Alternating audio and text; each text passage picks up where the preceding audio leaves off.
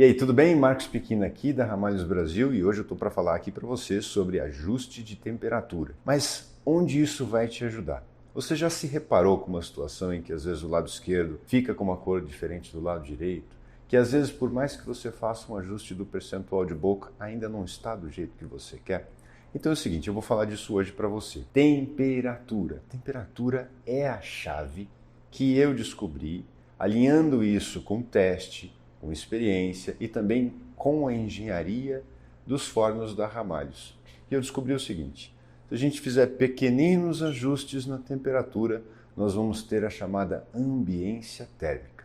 Então, primeira coisa, se você já está posicionando corretamente os pães dentro do forno, ou seja, você não deixa eles muito expostos aqui, se você já assistiu o vídeo sobre posicionamento de pães no forno, se você já ajustou a questão do vapor, porque um excesso de vapor também pode criar um excesso de condensação de umidade na frente do forno.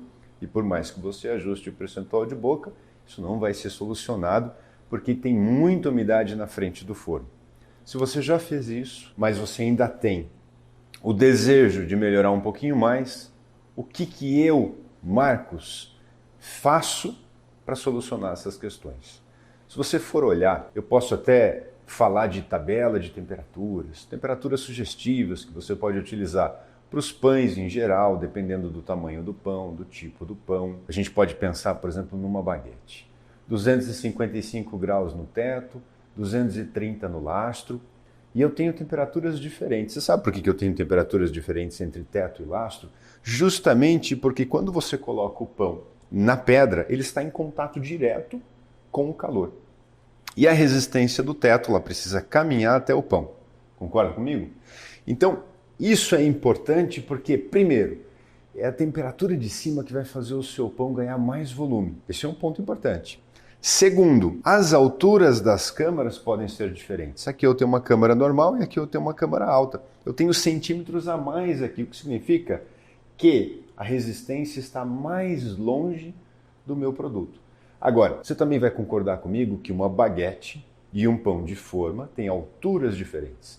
O que significa que, se eu usar a mesma temperatura da baguete para um pão de forma, o calor não vai chegar de forma mais rápida e mais intensa no pão de forma. É por isso que no pão de forma eu preciso ajustar o calor de cima, para que ele não fique tão intenso. E daí eu começo a me aproximar nas temperaturas, teto e lastro. E o que acontece? Às vezes o lastro supera a temperatura do teto. Por quê? Veja o exemplo de eu pegar uma forma. Quando eu vou utilizar um pão de forma no lastro, eu tenho uma assadeira e em cima da assadeira eu vou colocar essa forma, certo? Ou seja, o meu contato direto com a pedra não existe mais. Eu tenho intermediários, assadeira, forma. Então, o calor precisa ser transferido para a assadeira, que vai transferir calor para a forma. Agora, se você tira o teu pão da forma e ele está muito branco nas laterais, o que você pode fazer? Subir o calor no lastro. Isso vai fazer com que a transferência de calor para o metal ocorra de uma forma mais eficaz. Então, o que acontece é que às vezes num lançamento de pão de forma, ou você vai ter temperaturas muito próximas entre teto e lastro, e às vezes você vai ter um lastro que supera o calor do teto. Não porque o pão de forma precisa de mais calor embaixo, senão ele não sobe, senão ele não cresce, senão ele não se desenvolve.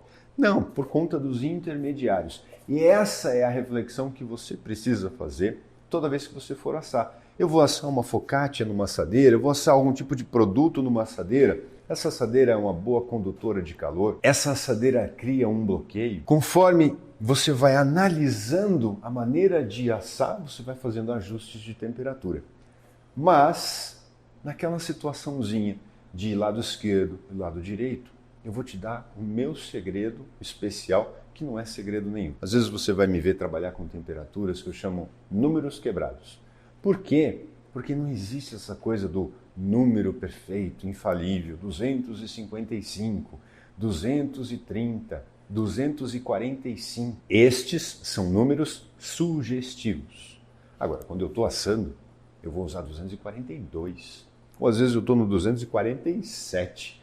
Eu subo 2 ou 3 graus. E você sabe o que isso faz? Cria uma ambiência térmica para que o calor se expanda e se espalhe em todos os cantinhos do forno. E por mais incrível que você possa achar isso, funciona. Poucos graus fazem a diferença. E saiba o seguinte, que os graus aqui são diferentes dos graus aqui. Primeiro, porque eu tenho uma câmera de altura diferente. Segundo, que eu tenho uma câmera que fica em cima. Eu posso ter uma câmera que fica mais em cima ainda. Então, o calor ele tende a subir, certo? Por mais que nós tenhamos isolamento de lã de rocha e de componentes, nós ainda temos calor. Então, existe um pouco de transferência de calor, sim. O que significa que se você tem várias câmeras, as do meio para de cima são sempre as mais quentes. E é por isso que às vezes você acaba escolhendo para os produtos mais quentes as câmeras que já vão estar mais quentes. De nada adianta você colocar nesse produto aqui, nessa câmera, 250 graus e colocar 180 aqui e esperar que não seja transferido o calor. O calor vai ser transferido sim. Então na hora de assar um brioche, você pode optar pela de baixo, e na hora de assar as baguetes ou os pães rústicos que vão mais calor do que de um brioche, você vai escolher as câmeras de cima.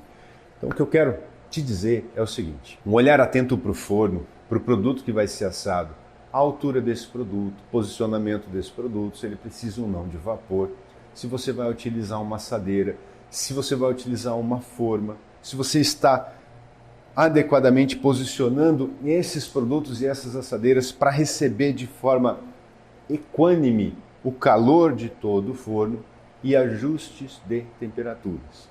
Faça esse teste, suba 2, 3 graus ou diminua 2, 3 graus. Lastro e teto, mas normalmente, para resolver, quando está faltando um pouquinho de calor, é no teto que eu subo. Eu começo subindo no teto. Eu não mexo muitas variáveis, porque senão eu não vou descobrir qual deu certo.